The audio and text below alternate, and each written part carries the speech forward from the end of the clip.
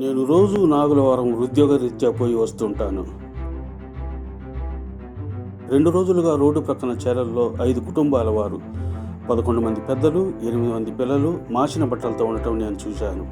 వారి వద్దకు వెళ్ళి వారిని పలుకరించి, ఎవరు మీరు, ఎక్కడి నుంచి వస్తున్నారు, ఎక్కడికి మీరు వెళ్ళాలి అని అడిగాను. మేము గంగిరెద్దుల వారమని, పనుల కోసం ఒంగోలు వైపు వెళ్తున్నామని తెలిపారు. ఎండకు కానీ వర్షం వచ్చినా కానీ వారు తలదాచుకుంటూ గుడారాలు కూడా లేవు.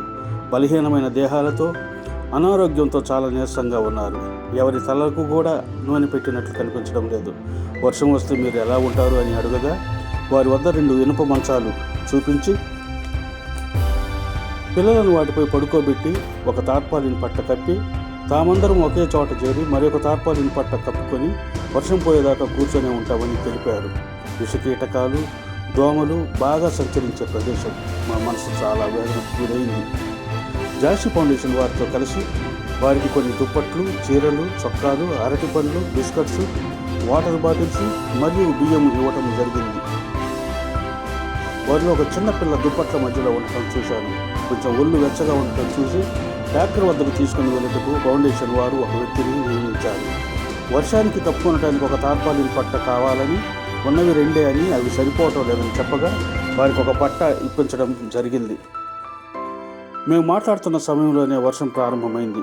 ఏదో తెలియని బాధ మా ఫౌండేషన్ వారికి కలిగింది. వారు మరుసటి రోజు ఉదయం వారికి కావాల్సిన టిఫిన్ ఏర్పాటు చేశాము. వారు టిఫిన్ చేసి ఒంగోలు వైపు వారు వెళ్ళిపోయారు. నేను ఎత్తుకున్న చిన్న పాప ఎముకల గూడులాగా ఉన్నది. ఆ చిన్నపిల్ల ఆరోగ్య పరిస్థితి నాకు ఇప్పటికీ గుర్తొస్తుంది. మనసు భారంగా ఉంటుంది.